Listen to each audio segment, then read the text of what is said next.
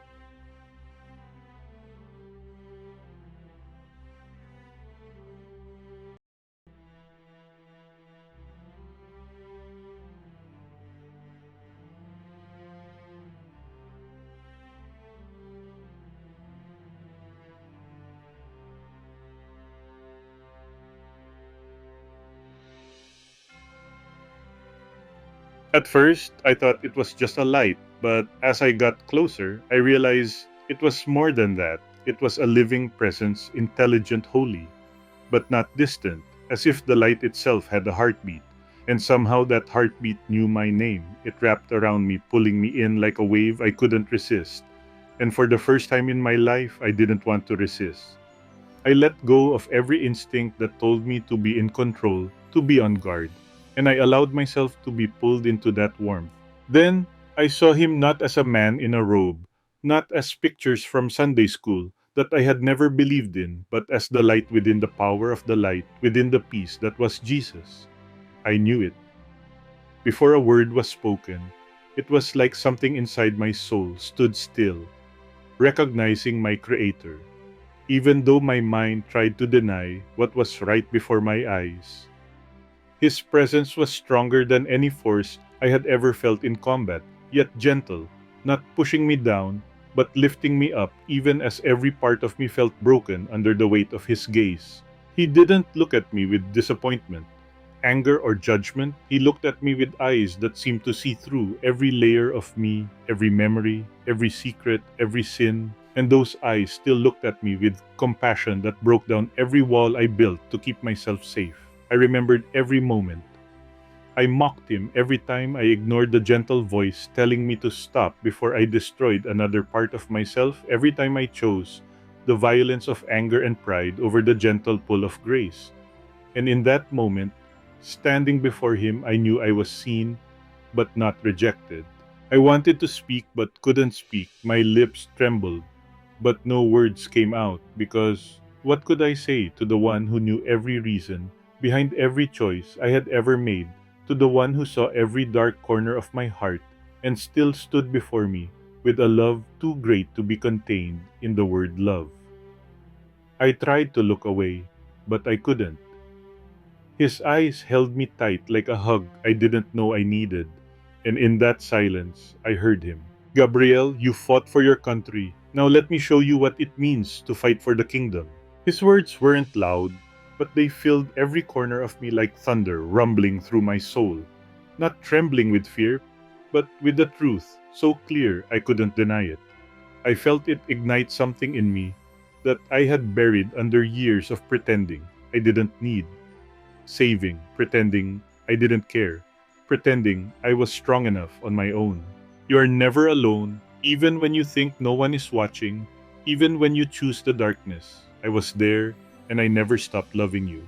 The moment he spoke those words, I felt every memory I ever believed I was alone flash before my eyes. The nights I stood under the black sky on the mountain with my rifle in my hand, wondering if any of this mattered. The days I felt the weight of my brother's death, the sins I carried, the anger I used to quell my fear, and in all of it, he was there, patiently waiting, unwavering in my defiance. Tears I didn't know I had left fell as I tried to hold on to the image of who I thought I was, a soldier, a warrior, a man who needed no help, but under his gaze I saw the truth. I was a lost son, a man tired of surviving, a soul starving for love I finally stood in. And as I stood there before him, completely empty and silent, I realized that this was the moment that would change everything. This was the moment I would stop running, because there was nowhere else I wanted to be except here in the presence of the one who loved me even when I didn't love him back.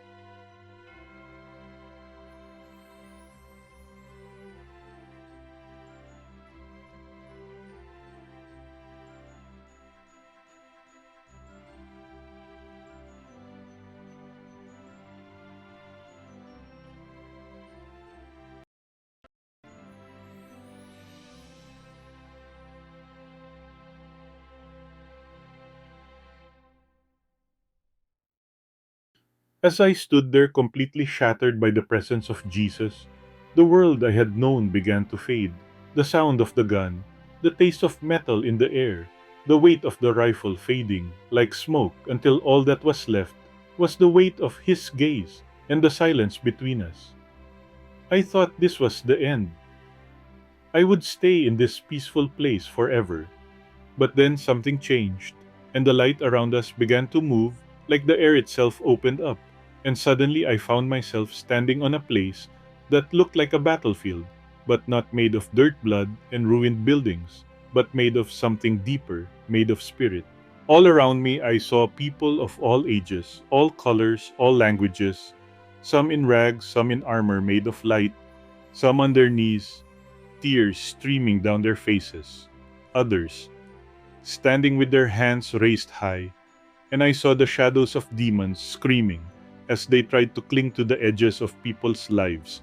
But every time these people prayed, every time they whispered the name of Jesus, those shadows screamed and ran away.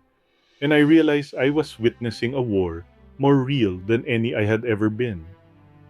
In this war was not about bullets or borders, but about souls. I saw a mother weeping for her son, who had died of addiction. Her tears fell to the ground like fire. I saw a young man fasting alone in a dark room. His body was weak, but his spirit was shining with such a bright light that the darkness split around him. I saw children singing hymns in the middle of a slum where violence reigned, and I saw their voices like swords cutting through the darkness. I saw missionaries in the jungle, pastors in small churches, men and women in offices and markets, all fighting the same battle, but not with guns, with prayer, with worship, with surrender. I turned to Jesus, overwhelmed by what I was seeing, and my voice trembled as I asked why I had never seen this, why I thought prayer was weakness, why I believed surrender was defeat. And Jesus looked at me, and his eyes contained both fire and love. Gabriel, men train their bodies for war, but they forget to train their spirits. You were never meant to fight alone. His words hit me harder than any explosion I have survived because they are true. I have spent my life honing my body for battle, learning how to endure pain, how to move forward when I am bleeding, how to lead men into danger without blinking, but I was never mentally prepared. I ignored the silent warnings.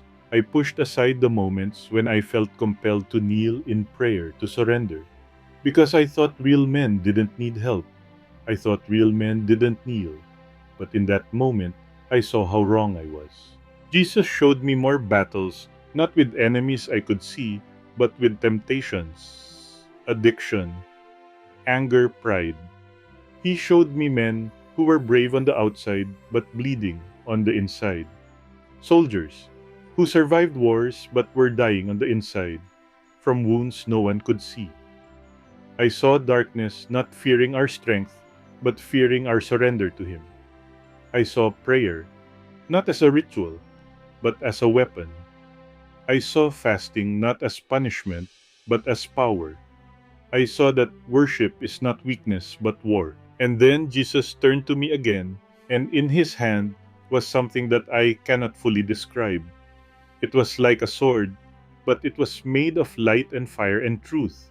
And it was not something I could hold in my hand, but something that would live inside of me. Take this back to you, Gabriel. Teach them to fight not with hatred, not with fear, but with faith. Teach them that the real battle is for their souls, and I will fight with them. At that moment, I felt a fire burning within me, a mission, burning within my soul, not to destroy, but to restore, not to conquer, but to serve, not to protect my pride, but to carry His love. I realized that everything I had been through, every battle, every scar, in that place of silence and sacred light, Jesus showed me the moments in my life where I buried the deep moments that I thought no one would see, the nights when I came home with bloody shoes and anger in my chest, slamming the door as my mother prayed for me in the dark, the times when I numbed myself with cheap drinks and hollow laughter, pretending I didn't care that I felt empty, the nights when I stared at the cracked ceiling in the barracks, whispering questions to God.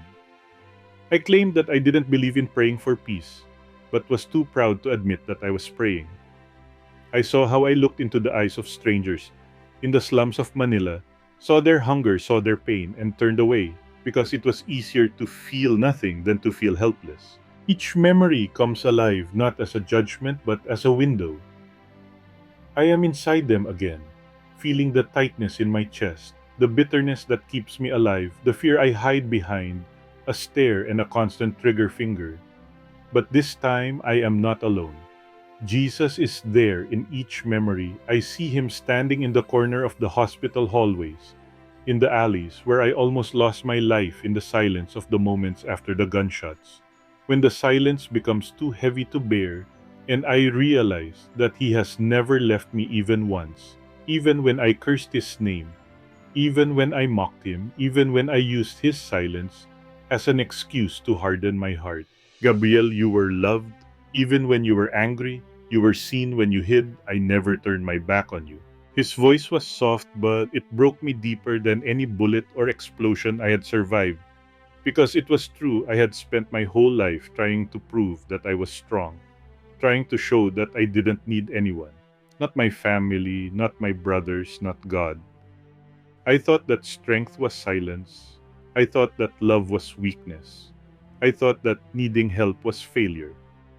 But in that moment, in the presence of perfect love, I saw how wrong I had been, and it shattered every lie I had used to protect myself. The love I felt there was neither weak nor soft. It was fierce. It was holy. It was deeper than the ocean and stronger than death. It saw every scar, every failure, every sin. And it did not flinch. It pulled me closer even when I tried to hide, even when I tried to shrink from the truth of who I was. There was no shame, no rejection, just the undeniable fact that I was fully known and still fully wanted. You don't have to earn this love, Gabriel. You just have to receive it. Those words fell on me like rain on dry ground, because I spent years trying to earn respect, trying to earn honor, trying to earn love by being strong, by being tough, by carrying burdens no one can see but hear before you. I realized that the love I needed most was never something I could earn, but a gift, waiting for me to stop fighting long enough to open my hand and receive it. Tears streamed down my face as I reached out, not with pride, not with strength, but with the trembling of a man who has finally realized that he is loved beyond measure. I felt his presence envelop me, pulling the broken pieces of me together, not to make me perfect, but to make me whole. I didn't want to leave that moment. I didn't want to leave that love, because for the first time in my life, I felt like I truly belonged. I didn't want to leave that. For the first time in my life, I didn't want to leave that. I didn't want to leave that. I didn't want to leave that. I didn't want to leave that.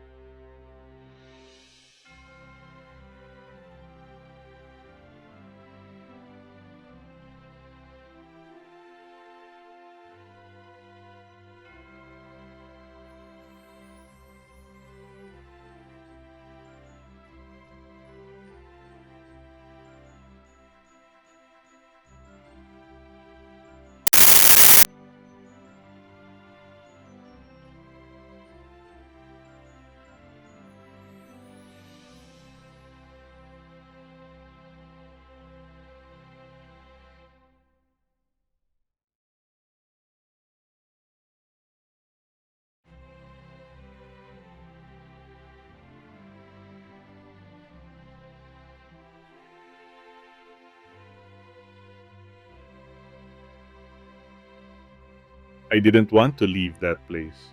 I didn't want to leave the light, the peace, the love that broke down every wall I'd spent years building around my heart. For the first time, I felt whole there, complete. I wasn't a marine. I wasn't a soldier. I wasn't a failure trying to hide behind medals and missions. I was just Gabriel, a son who had finally come home, and I remember whispering in that place, "Please let me stay." I couldn't go back to that loud, violent, empty world. But before I could finish that silent prayer, Jesus looked at me with eyes that held eternity, purpose, and love so deep it made me tremble. "Gabriel, you have a mission. Now go back and tell them I will be back, and I want their hearts, not just Sunday, not just words. I want their hearts."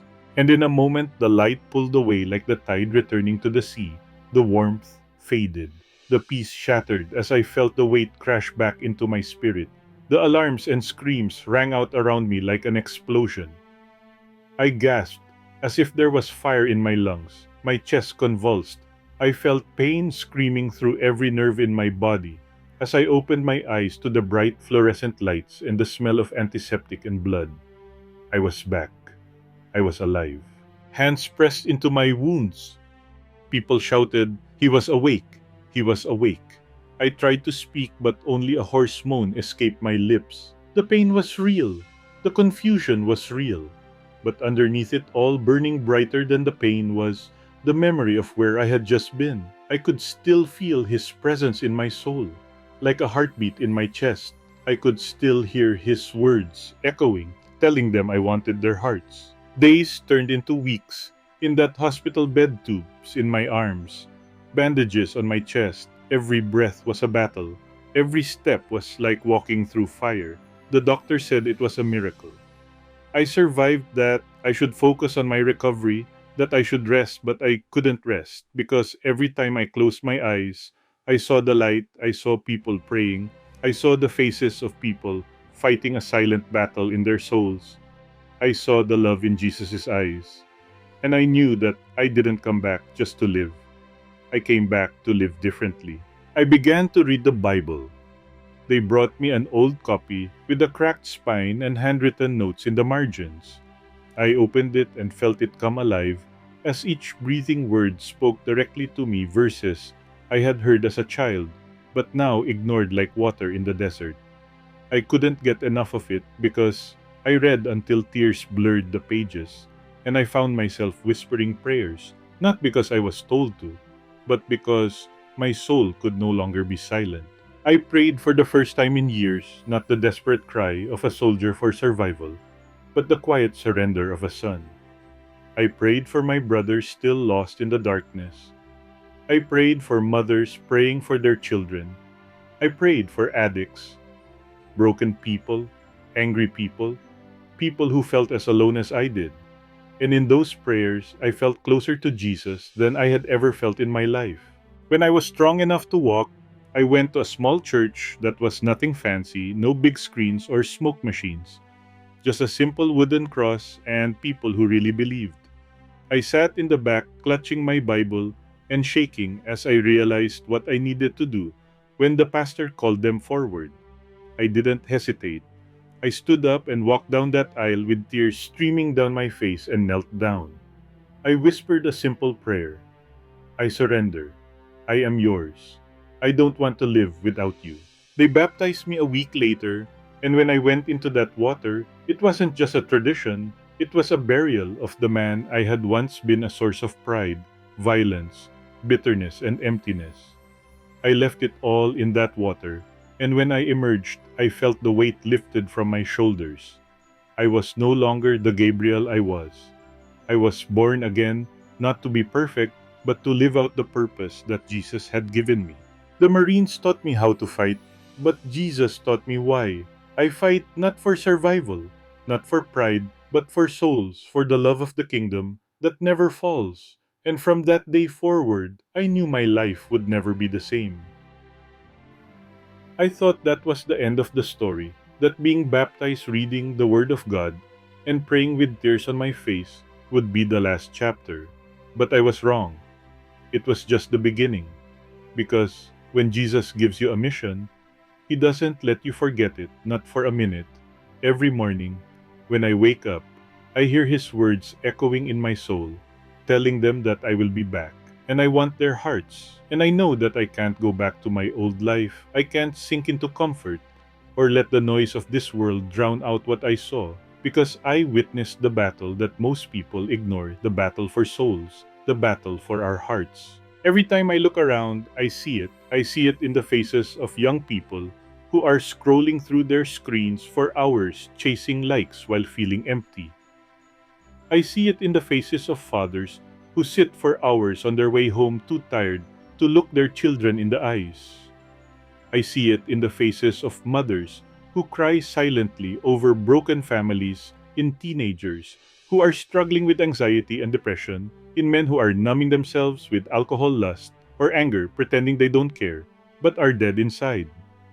I see it in the faces of young people who are singing songs while their minds are on work and gossip and distractions, in pastors who are so busy building the stage that they forget the secret place of prayer. I have seen that the enemy is not afraid of our church or our song or our title. He is afraid of surrendered hearts, hearts that truly belong to Jesus. And I cannot be silent because Jesus did not bring me back to keep silent. He brought me back to speak, to call out, to wake up those who are sleeping, to tell them that there is more. There is freedom. There is life beyond the emptiness they feel in the middle of the night, when the lights are out and the silence is too loud. He brought me back to remind them that He will come back, not for the average Christians, not for those who know His name but do not know His heart, not for those who give Him an hour on Sunday and ignore Him the rest of the week. He will come back for those who belong to Him, who love Him, who walk with Him, who are willing to surrender everything because they know He is worthy. Gabriel said today that I want their hearts, not their achievements, not their perfection. I want them. I want their brokenness. I want their questions. I want their pain. I want their dreams. I want their failures. I want them to come home. Those words burn inside me like fire. And I know it's true because I tried to hide. I tried to run away. I tried to be strong enough without you. And it almost destroyed me. I tried to fill the void with violence, with pride, with proving myself. But it was never enough. It will never be enough for anyone watching this and thinking they can run away from the emptiness. You can't. You can fill it with success, with applause, with joy, with distraction. But it's still there in the silence, whispering to you that there's something missing. And I'm here to tell you what I wish someone had told me before I died. You don't have to live like that. You don't have to die like that. I'm not here to sell you religion. I'm here to tell you about a relationship that changes everything. I'm here to tell you that Jesus is real. His love is real. His mercy is real. His power is real.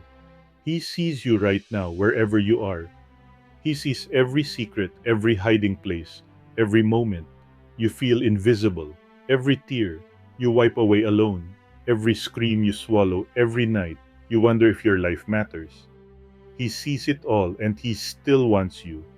He still loves you and He's calling you right now to come home. I don't care if you think you're too dirty, too broken, too distant, too addicted, too angry, too arrogant. I used to be all of those things. I am a man who believes that strength is silence, who believes that I don't need salvation, who believes that God is for the weak, and I was wrong. Because real strength is surrender. Real strength is admitting that you need Him. Real strength. If you have read this far, I believe you have not stumbled upon this story because Jesus is calling you just like He called me. This is not about religion. This is about your heart. This is about finally letting go of your fear, your pride, your emptiness, and saying, Jesus, I want you. If you feel the urge in your heart, don't ignore it. Talk to Him now. Tell Him you are ready to come home. And if this message has spoken to you, if it has opened your eyes or reminded you that you are loved and seen, I want you to take a step right now, like this video, so more people can find hope. Share it with those who need to hear it today. And if you want to walk this journey together, subscribe and turn on notifications so you don't miss the next stories and lessons that will help you grow stronger in your faith. I want to hear from you too. Leave a comment below. Let me know if you have had your own moments with God